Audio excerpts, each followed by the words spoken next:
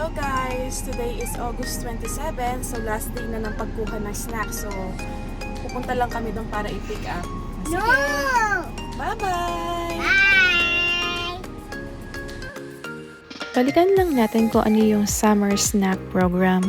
Bali, yung community namin, nag-offer siya ngayong summer na bakasyon ng mga bata ng libreng snacks.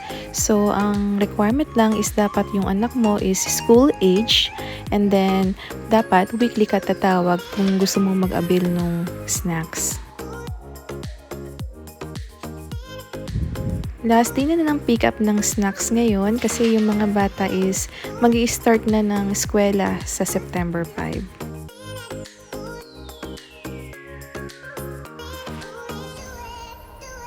Ang summer dito, bakasyon yun ng mga bata. So, ang school talaga nila dito is nag-i-start ng September. So, may pasok sila ng fall season and may pasok sila ng winter season.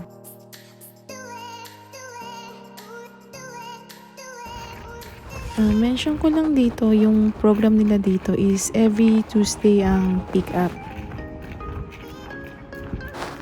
And ang naging registration dito is a week before, dapat nakapag-register ka bago yung pick up.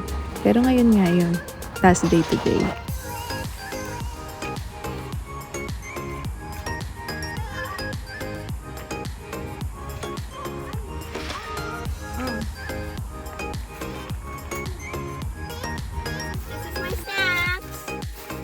Show the gift card. Merong gift card. Ayan, may gift card pang binigay kasi last day today. So, nakakatuwa naman. So, ibibigay ko kay Bella yan kasi snacks naman niya yan. Nakalagay $25. Alright, let's go home. Bago mo binuhay. Let's go. Mami, may tayo.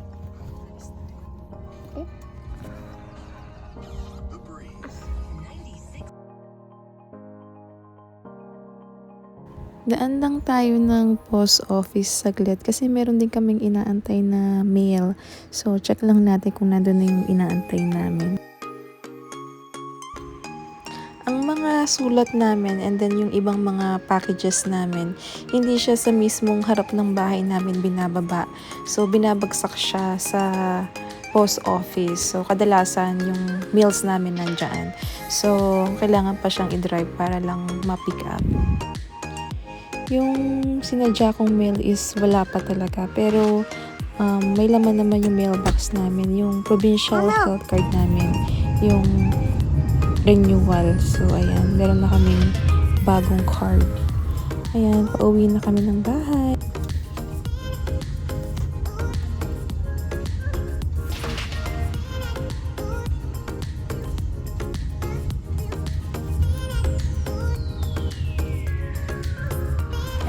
Nakauwi na kami.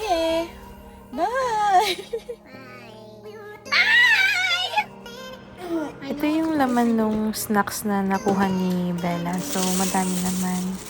Ayan, may noodles, may applesauce, fruits, cucumber, and marami pang iba.